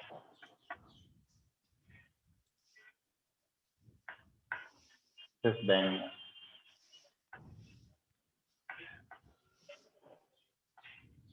ठीक है, फ्रैंकिया वर्ड आता है, फ्रैंकिया नॉन ये लेग्यूम में पाए जाते हैं। ठीक है, एल्नस में, यस सर। कैजुराइना में, एल्नस में। ठीक है, ये पाए जाएंगे नॉन लेग्यूम। अब आप समझिए यहाँ पर आपसे कितने तरीके से सवाल बनाएगा, कितने तरीके से सवाल बनाएगा। इसमें कंसेप्ट क्या है, इसमें आप लोग अपने अपने निमोनिक्स बनाएंगे और अपने से याद करने के तरीकों को डेवलप करेंगे कि इसको हमें कैसे याद करना ताकि आप कभी भूलें नहीं। समझ रहे हो बात? Yes sir. यस। इसका एग्जाम्पल है आपका फ्रेंकिया वाला एग्जाम्पल है एलनस और एजुराइना।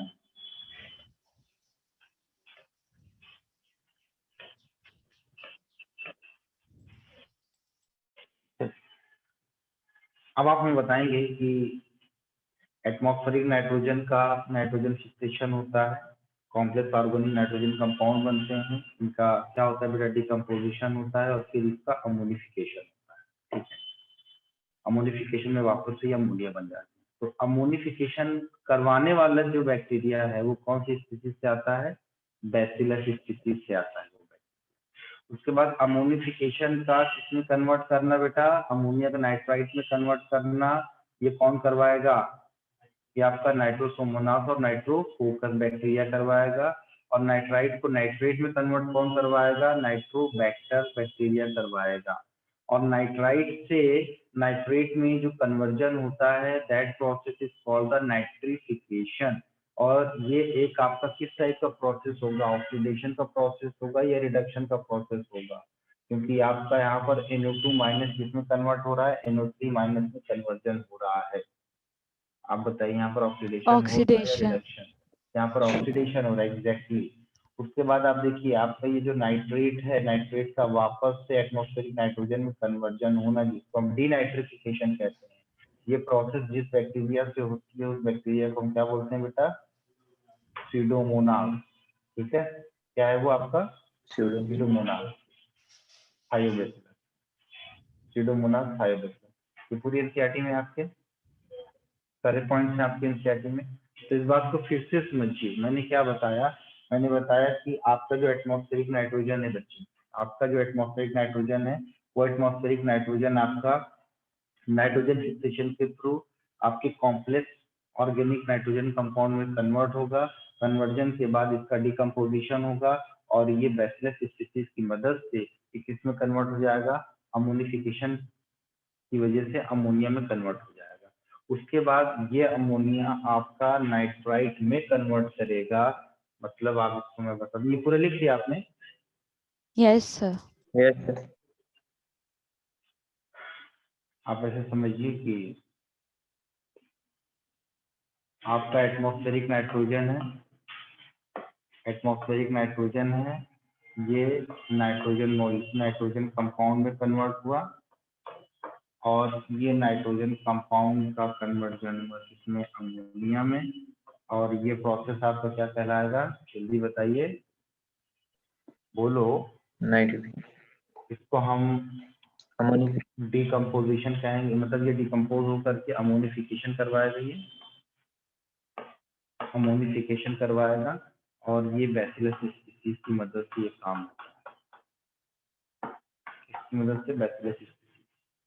अब ये आपका अमोनिया किसमें कन्वर्ट होगा बेटा, NO2 माइनस में। और ये क्या है, नाइट्राइट है या नाइट्रेट है, यह है आपका नाइट्राइट। NO2 माइनस किसमें कन्वर्ट होगा, NO3 माइनस में। यह है आपका नाइट्रेट, ये आपका क्या है, नाइट्रेट। अमोनिया को नाइट्राइट में कन्वर्ट करवाने वाला जो बैक्टीरिया है that is the nitrosomonas and nitrococcus. ठीक है, आप लिख लीजिएगा यहाँ पे, यह है आपका नाइट्रोसोमोनास और नाइट्रोफोकस। ठीक है, और आपका जो नाइट्राइट का नाइट्रेट में कन्वर्जन होगा ये कौन करवा रहा है, जल्दी बताइए। ये करवा रहा है आपका Nitrobacter, exactly,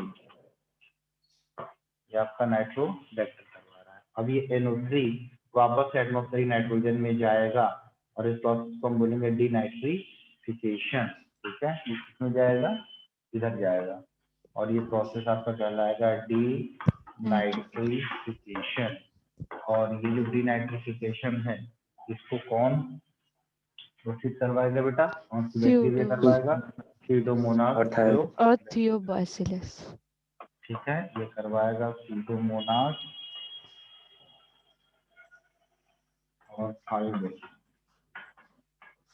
Pseudomonas and the थायो।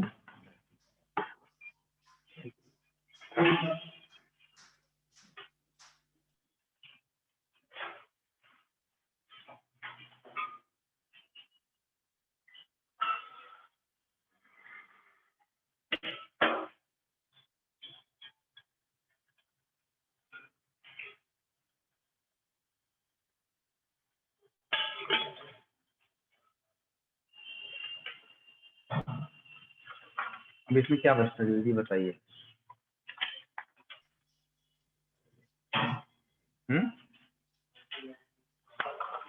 इसमें बचता है रूट नोड्यूल का फॉर्मेशन। रूट नोड्यूल का फॉर्मेशन कैसे बनता है रूट नोड्यूल जरा बताइए। तो कर लो, चैप्टर खत्म है, अभी क्या है बताओ। हाँ, रूट नोड्यूल फॉर्मेशन है, इसमें मैकेनिज्म ऑफ नाइट्रोजन फिक्सेशन है, किस तरीके से नाइट्रोजन फिक्सेशन होता है। फिर इसके बाद बताएंगे कि फेट ऑफ अमोनिया क्या है, अमोनिया की भविष्य कैसे होता है। जिसमें रिडक्टिव एमिनेशन होता है, अल्फा कीटोग्लूटेरेट अमोनियम आयन के साथ मिलकर के NADPH2 के साथ जब मिलता है तो ग्लूटामेट डिहाइड्रोजनेज एंजाइम की प्रेजेंस में ग्लूटामिक एसिड वाटर और NADP+ में कन्वर्ट हो जाता है। फिर ट्रांस एमिनेशन होगा, ट्रांस एमिनेशन में क्या होगा कि इसमें डोनर जो होगा ग्लूटामिक एसिड होगा और एक्सेप्टर कौन सा होगा? कीटो एसिड होगा। ठीक है, ये चीजें हैं, हम आपको बताएंगे।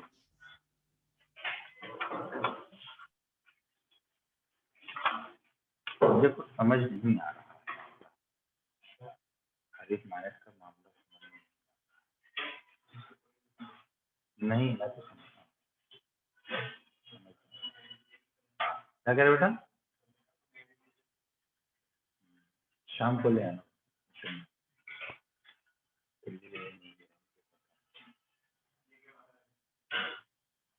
ये भी पता है संडे के बाद आने की कह रहा था, दिल्ली नहीं गया।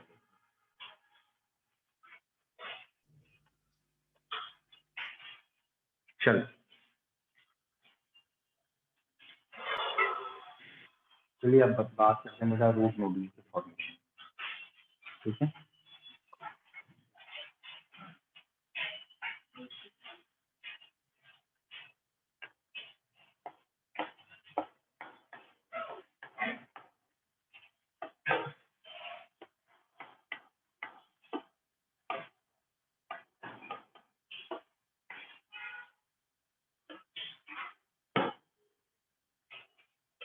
रूट नोड्यूल फॉर्मेशन कैसे होता है? रूट नोड्यूल का फॉर्मेशन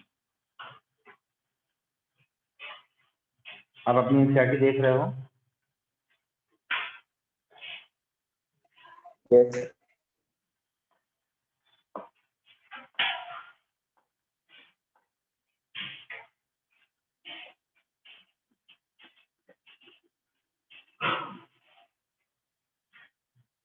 ये क्या है? रूट हेयर है। रूट हेयर के आसपास बैक्टीरिया एक्यूमुलेट करना शुरू, ढेर सारे बैक्टीरिया यहाँ पर आना शुरू। ये सारे व्हाइट कलर वाले क्या दिख रहे हैं आपको? बैक्टीरिया दिख रहे हैं। ठीक है, फिर इस रूट हेयर के अंदर क्या होगा? इन्वर्जन होगा, मतलब ये इस तरीके से ऐसे सीधा है, तो अब ये ऐसे मुड़ेगा। जब मुड़ेगा तो ये जो लूप बन रहा है इसमें सारे बैक्टीरिया वगैरह क्या हो जाए? इकट्ठे होना शुरू हो जाए। ठीक है, अगली स्टेज पे क्या होगा? आप एक इसी थ्रेड में निकलेगी। समझिए। अगली स्टेज पर क्या कह रहे बेटा? सर थ्रेड निकलेगी अगले स्टेज पे। तो आप ये देखो इस तरीके से,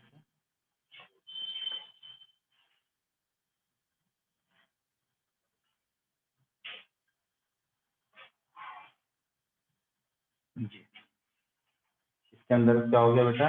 मूवमेंट हो गया। ठीक, थ्रेड निकलती नहीं है। जब बैक्टीरिया इसके अंदर एंटर कर चुका होता है तब इस रूट हेयर को हम इन्फेक्शन थ्रेड कहना शुरू कर देते हैं।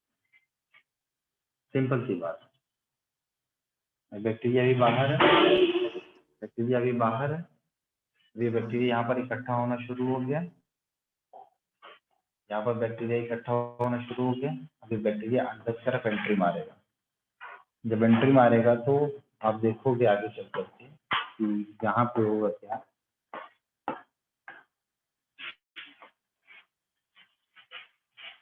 ये अब इसके अंदर बैक्टीरिया है।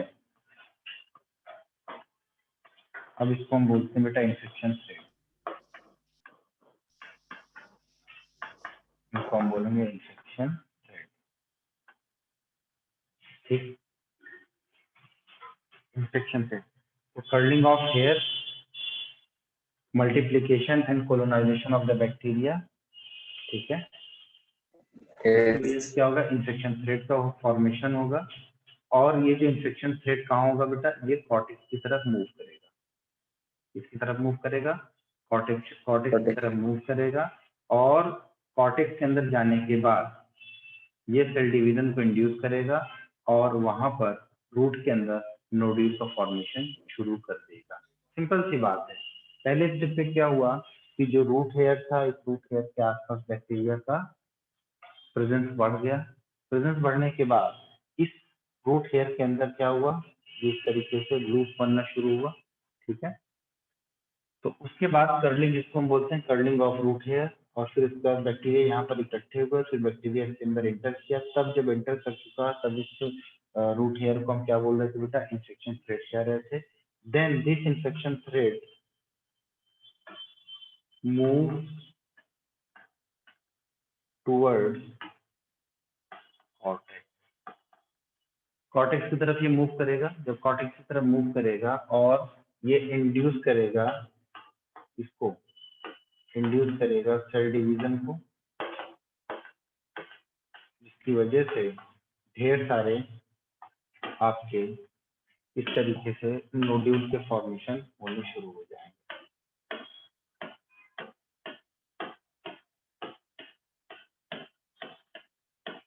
ये इस तरीके से नोड्यूल का फॉर्मेशन आपका शुरू हो जाएगा। ये क्या है आपका रूट नोड्यूल, और इस रूट नोड्यूल के अंदर कौन मौजूद है, बैक्टीरिया मौजूद है। तो ये सिंपल सा फिनोमिना यहाँ पर चलता है।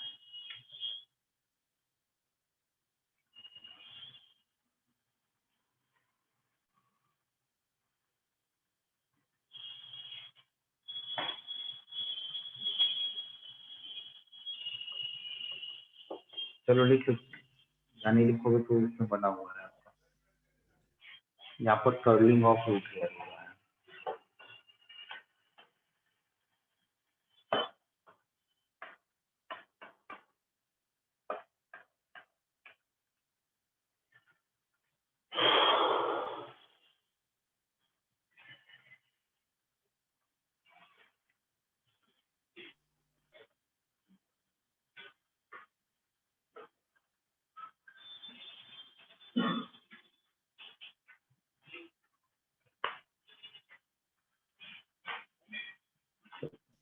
सर नेक्स्ट वेडनेसडे को किस चीज का टेस्ट होगा?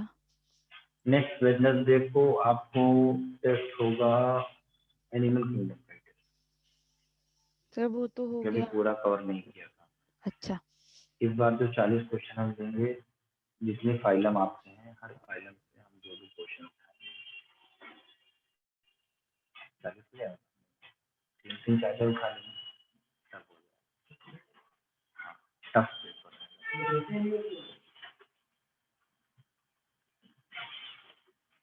40 क्वेश्चन कवर कर लिया, पेपर दिया था पूरे एनिमल किंगडम का।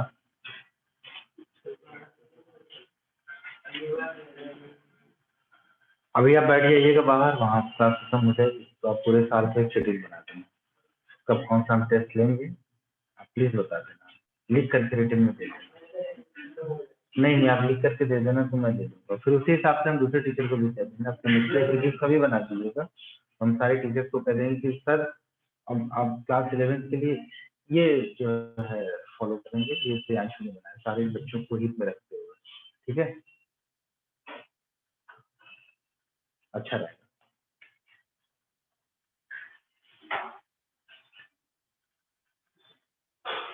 और भी किसी को कुछ कहना है बता दे, इसके हिसाब से मैं क्लास भी अरेंज कर। 8:30 बजे उठने में दिक्कत होती है, तो मैं सोच रहा हूँ कि आप लोग अगर कहें तो क्लास को ही खत्म कर देता हूँ। आता तो सब कुछ वैसे भी सब आपको है, सेल्फ स्टडी बहुत बढ़िया हो, सेल्फी सेल्फ रहता है, स्टडी नहीं रहती। हेलो हाँ बेटा बोलो। सर, मैं पहले वाला टाइम चाहिए था सर। पहले का टाइम सही था ना? हाँ, तुम सो के उठ नहीं पा रहे, देखो आज है। नहीं सर, लेट सोता हूँ थोड़ा सर। बेटा तुम अगर लेट सोते हो, कितने बजे सोते हो, जरा ईमानदारी बताना।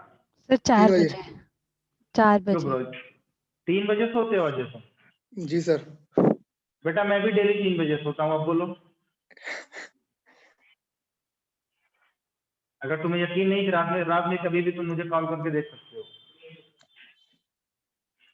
बिलीव है सर। ठीक है, मैं भी 3 बजे सोता हूँ, लेकिन सुबह 8:30 की क्लास ले रहा हूँ मैं यहाँ। इंसान की बॉडी है ना, उसको जिस अडेप्टेशन में डालोगे ना वो ढल जाएगा, उसका टेंशन मत लिया करो। अभी तुम जितना जागोगे तो आगे चलकर भी लोग तुम्हारे लिए जागेंगे रात भर तुमको पहरा देने के लिए कि डॉक्टर साहब सो रहे हैं, कोई खतरा ना हो उनके लिए।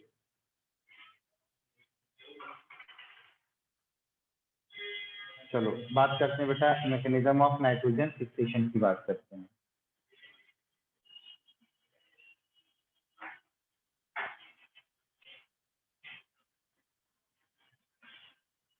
बुक हटा रही क्यों? लोग तंद नहीं समझते तंद। चलो देखो मैकेनिज्म ऑफ नाइट्रोजन फिक्सेशन। मैंने सोचा था जेनेटिक्स शुरू करेंगे, शुरू ही नहीं हुआ, यही खत्म ही नहीं हो रहा, ये शुरू करेंगे नाइट्रोजन फिक्सेशन। मैं लॉक एंड की मॉडल पढ़ा है ना, वैसे ही तो है। यहाँ पर देखो डायग्राम बना हुआ है, ठीक है। यहाँ पर जो स्ट्रॉन्ग रिड्यूसिंग एजेंट होते हैं कौन कौन से होते हैं, जल्दी जल्दी फटाफट बता दो।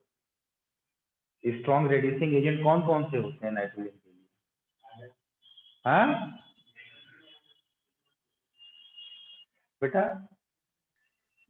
नाइट्रोजन अपने आप में एक मॉलिक्यूल है N2, इसको कोई मेटल कैसे रिड्यूस करेगा भाई? जो एजेंट होगा वो कॉम्प्लेक्स होगा ना, जैसे तुम्हारा NADPH2, आपका NADP, FADH2, ATP, nitrogenase enzyme, ये सब क्या है? ये नाइट्रोजन को, यानी कि ये स्ट्रॉन्ग रिड्यूसिंग एजेंट होते हैं, लिख लीजिए। तो आपका स्ट्रॉन्ग रिड्यूसिंग एजेंट जो है, आपका स्ट्रॉन्ग ये जो रिड्यूसिंग एजेंट है वो कौन कौन है? आपका है NADPH2, NADP और आपका है FADH2, ठीक है।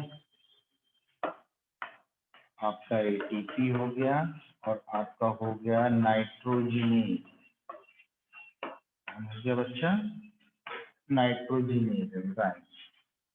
एंजाइम है नाइट्रोजनेज एंजाइम, ठीक है। आपका ये जो नाइट्रोजन एंजाइम है ये किस वक्त ज्यादा एक्टिव होता है, एरोबिक कंडीशन या एनारोबिक कंडीशन? Anaerobic condition. इसका मतलब ये हुआ कि हमारा ये जो नाइट्रोजनेज एंजाइम है ये ऑक्सीजन के प्रति बहुत ज्यादा सेंसिटिव है, बहुत ज्यादा सेंसिटिव है, ठीक है। तो ये नाइट्रोजनेज क्या करता है कि ये आपके N ट्रिपल बॉन्ड N वाले मॉलिक्यूल ये NH3 में कन्वर्ट करवाने की टेंडेंसी रखता है, पहली चीज। और नाइट्रोजनेज एंजाइम जो है it is very sensitive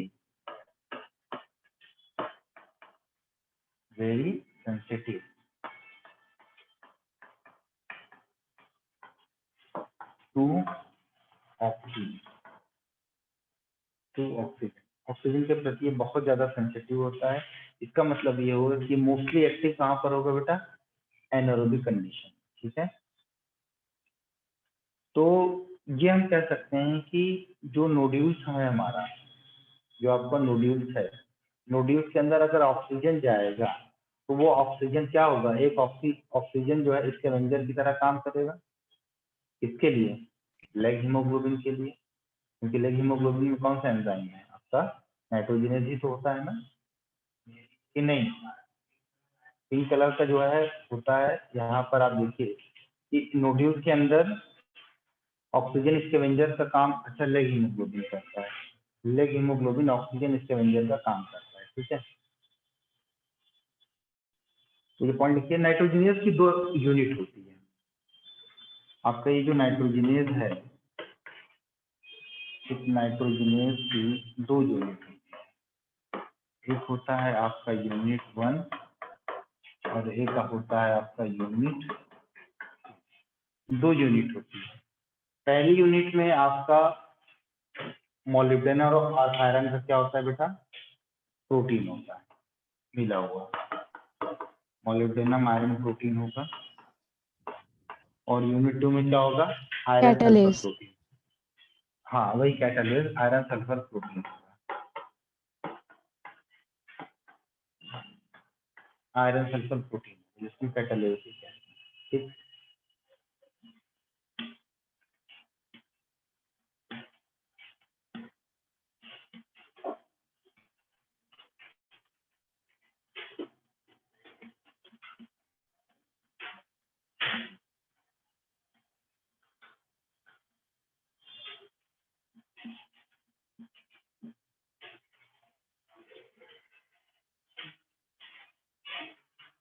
NCERT देना जरा सा।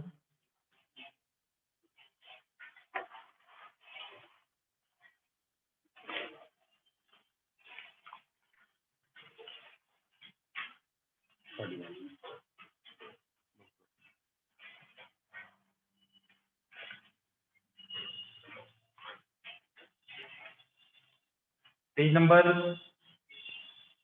203 पर आएंगे आप, ये वाला डायग्राम आप देखेंगे, ये वाला, ठीक है। पहले ये रिएक्शन को देखिए, रिएक्शन में लिखा हुआ है N2 + 8 electron + 8 proton + 16 ATP, it makes the 2 molecule of ammonia H2 and 16 molecule of ADP and 16 inorganic phosphate।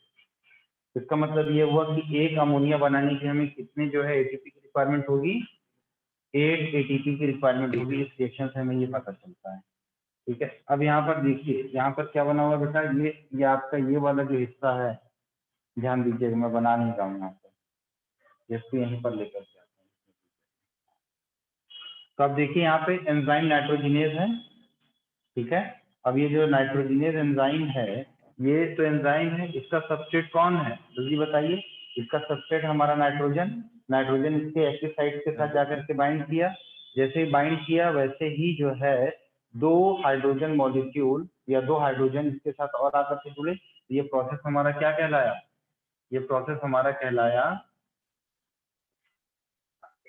Reduction का प्रोसेस। फिर वापस से जब रिडक्शन होगा फिर 2 प्रोटॉन आकर के जुड़ेंगे, फिर 2 प्रोटॉन आकर के जुड़ेंगे। इस तरीके से जो है आपके 2 मॉलिक्यूल ऑफ अमोनिया का फॉर्मेशन फाइनली हो जाता है, और जो आपका नाइट्रोजनेज एंजाइम है वो फ्री हो जाता है, ताकि वो दूसरे नाइट्रोजन के साथ जाकर के बाइंड कर सके और अमोनिया बनाए।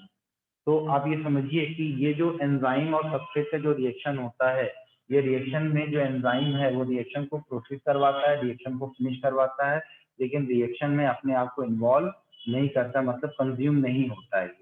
एंजाइम रिएक्शन को प्रोसीड करवाएगा, प्रोडक्ट का फॉर्मेशन करवाएगा, और उसके बाद वो वहां से रिमूव हो जाएगा, ताकि वो किसी दूसरे फिर अपने सबस्ट्रेट के साथ बाइंड करके फर्दर रिएक्शन को क्या कर सके, प्रोसीड करवा सके। तो ये जो आपका रिएक्शन लिखा हुआ है N2 + 8 इलेक्ट्रॉन + 8 प्रोटॉन 16 ATP और 2 NH3 H2 16 ADP और 16 IP। तो आपको ये याद रखना है, ये 2 मॉलिक्यूल ऑफ अमोनिया के लिए है। सवाल आपसे पूछेगा कि एक अमोनिया के लिए कितना जो है ATP की रिक्वायरमेंट होगी, तो आपका जवाब कितना होगा, 8 ATP। और उसी के जो है पैरेलल में आप ये भी बता देंगे कि 4 प्रोटॉन और 4 इलेक्ट्रॉन की भी रिक्वायरमेंट होगी अगर हमें 8 ATP की रिक्वायरमेंट होगी। हालांकि ये रिएक्शन आप अकेले 1 ATP के लिए बैलेंस नहीं करवाएंगे, करवाएंगे किसके लिए, आपको 2 ATP के लिए, सॉरी 2 अमोनिया के लिए बैलेंस करवाएंगे, ठीक। तो ये तो आपका हो गया मामला, ठीक। उसके बाद आपका आता है fate of ammonia. Ammonia, ammonia का जो है क्या भविष्य होता है, ठीक है। अमोनिया का भविष्य क्या होता है बताइए जरा।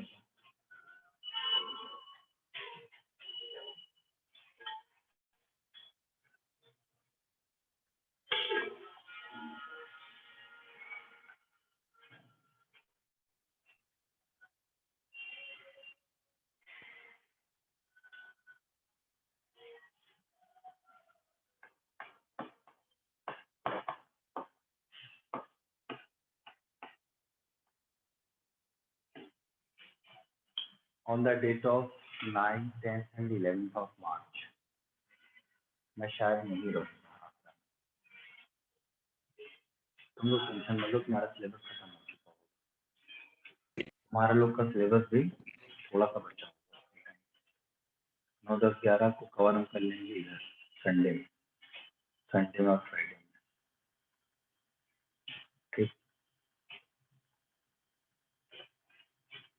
Fit of ammonia. देखो बेटा इधर अगर ये आपका अमोनिया है, अमोनिया का कन्वर्जन या चेंजेस अगर आपका NH4 प्लस में होता है तो इस प्रोसेस को हम क्या बोलते हैं, बताओ वो? इसको हम बोलते हैं प्रोटोनाइजेशन। ठीक है, इस प्रोसेस को हम बोलते हैं प्रोटोनाइजेशन।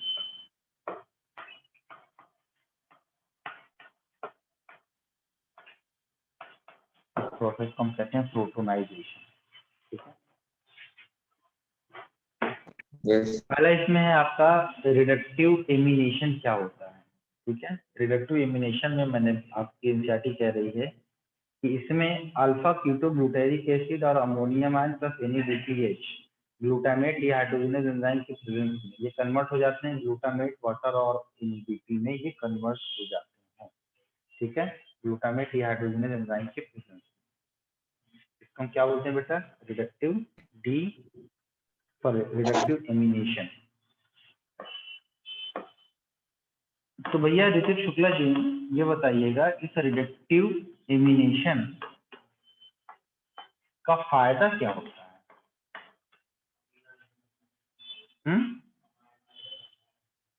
अल्फा कीटोग्लूटारिक एसिड जो है वो अमीनो एसिड नहीं है, वो एसिड है। ठीक है, और ग्लूटामिक एसिड क्या है, अमीनो एसिड है। फिर वहां भी तो एसिड लगा हुआ है। ठीक है, तो ये अमीनो ग्रुप वाला है, आपका अमीनो एसिड है। चलिए ठीक है, फायदा और क्या होता है इससे ये बताइए, कुछ बताएंगे हमें ग्लूटामिक एसिड का क्या फायदा होता है?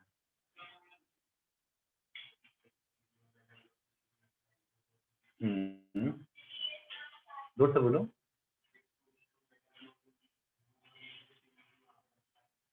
इसमें हीमोग्लोबिन, अगर ग्लूटामिक एसिड नहीं रहेगा तो ग्लूटामिक एसिड की जगह पर अगर क्या आ गया, वैलिन आ गया, तो क्या बन जाएगा, सिकल सेल एनीमिया का हो जाएगा फॉर्म। बट ये तो एनिमल के केस की बात बता रहे हैं, प्लांट नहीं बताओ। भविष्य तो हम कहाँ बता रहे हैं, प्लांट के केस में बात कर रहे हैं, प्लांट में बताओ, प्लांट नहीं पता।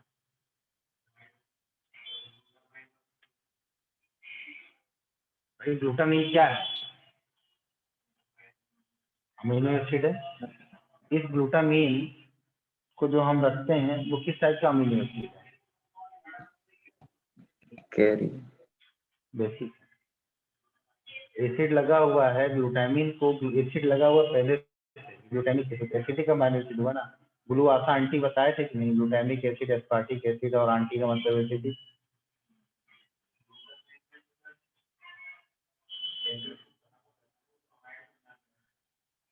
लेकिन इसको हम कंसीडर करते हैं ना एसिडिक अमीनो एसिड है। फिर बेसिक अमीनो एसिड में आर्जिनिन, लाइसिन और हिस्टिडीन आपका आता है। इसके अलावा जो अमीनो एसिड होते हैं वो सब न्यूट्रल में होते हैं। फिर फर्दर अमीनो एसिड को हमने कैटेगराइज किया था कि कौन सा सल्फर कंटेनिंग अमीनो एसिड है, कौन सा आपका जो है एरोमेटिक अमीनो एसिड है। ये तमाम अमीनो एसिड के बारे में हमने चर्चा किया था पहले से बायोमोलिक्यूल्स के चैप्टर में, पता कर लिया गया। What is the function of glutamic acid in the plant. Reduce amination में क्या बताया हमने कि आपका जो रिएक्शन लिखा हुआ है एनसीईआरटी में, इस रिएक्शन को देख लीजिएगा। अल्फा कीटोग्लूटारिक एसिड है और प्लस अमोनियम आयन है और ये NADPH2 है जो किसमें कन्वर्ट हो जाता है, ग्लूटामेट डिहाइड्रोजनेज एंजाइम के प्रेजेंस में। ठीक है, ग्लूटामेट डिहाइड्रोजनेज एंजाइम के प्रेजेंस में कन्वर्ट हो जाएगा किसमें, आपका ग्लूटामेट में प्लस वाटर में और प्लस आपके NADP प्लस में।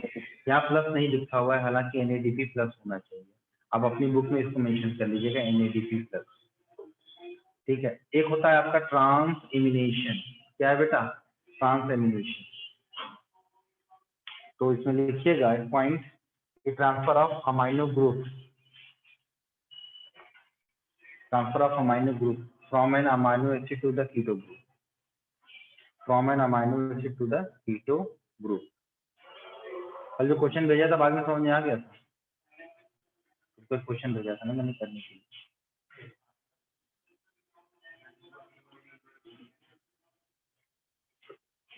नहीं, और दूसरी चीज ये भी तो देखो ना, उसमें क्वेश्चन में ये था कि उसका जो अरेंजमेंट था वो अरेंजमेंट गड़बड़ था, उल्टा क्या था ही नहीं, किसी भी तरीके से सीक्वेंस में नहीं था। बेस पे हमेशा प्रोड्यूसर होता है, और फर्स्ट टॉपिक लेवल पर आप जो है मंकी को और उसको आप नहीं रख सकते, लॉयन को रख दिया था। क्वेश्चन अच्छा था लेकिन मजे था, कॉमन आईक्यू वाला। इसको इसमें बोला मैंने transfer of amino group from an amino acid to the keto group,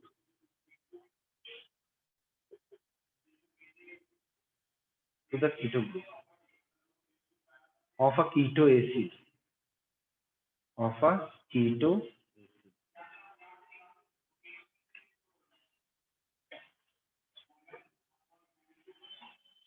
तो इसमें बड़ी सिंपल सी बात है, आप ये देख रहे हो कि आपका जेएनसीईआरटी में क्या लिखा हुआ है, आप इसको देख लीजिए कि आपका ये है R1 C, आपका NH3 प्लस, इधर लगा होगा आपका H ग्रुप, और ये है आपका COO माइनस। ठीक, ये जो है आपका अमाइनो एसिड का वो ग्रुप है जो डोनर की तरह काम करता है, इसको हम बोलते हैं अमाइनो डोनर, अमाइनो डोनर। ठीक, दूसरा क्या होगा बेटा, amino acceptor plus R2C double bond O COO minus, यह है आपका अमाइनो एक्सेप्टर।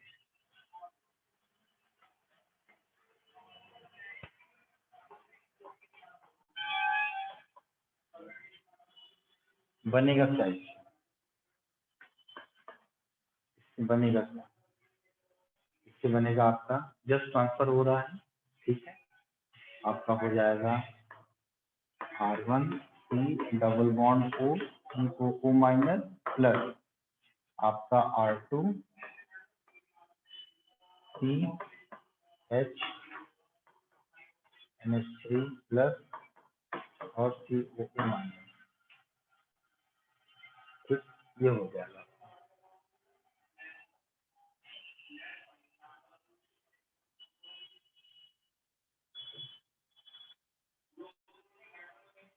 इस पॉइंट में आप याद रखिएगा, the two important amide that is the asparagine and glutamine found in the plant are the structural part of protein। काम समझ में आ गया थोड़ा सा कि ये जो एस्पैराजीन और आपको ग्लूटामीन है found in the plant are structural parts of protein. NCERT का लास्ट पॉइंट है, समरी के ऊपर वाली लाइन देखिएगा जो पैराग्राफ है, the two important amides that is the asparagine and glutamine found in the plant are the structural part of protein.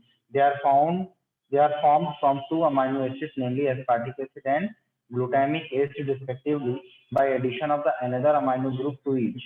The hydroxy part of the acid is replaced by the another NH2 radical। ठीक, तो ये पूरी कहानी आप थोड़ा सा पढ़िएगा, chapter आपका होता है फिनिश। ठीक है, पूरी तरीके से चैप्टर फिनिश होता है।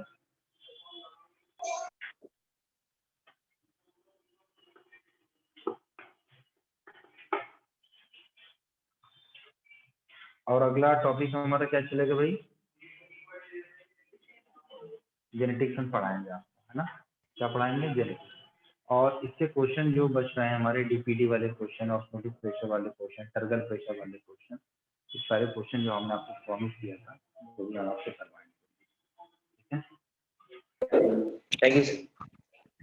कल करवा दो, कल आपकी रेगुलर क्लास चलेगी, छुट्टी नहीं है, सब चलेगी, फिजिक्स की भी चलेगी, केमिस्ट्री की भी चलेगी, ऐसा डिस्कशन हुआ है, बाकी देखिए सब लोग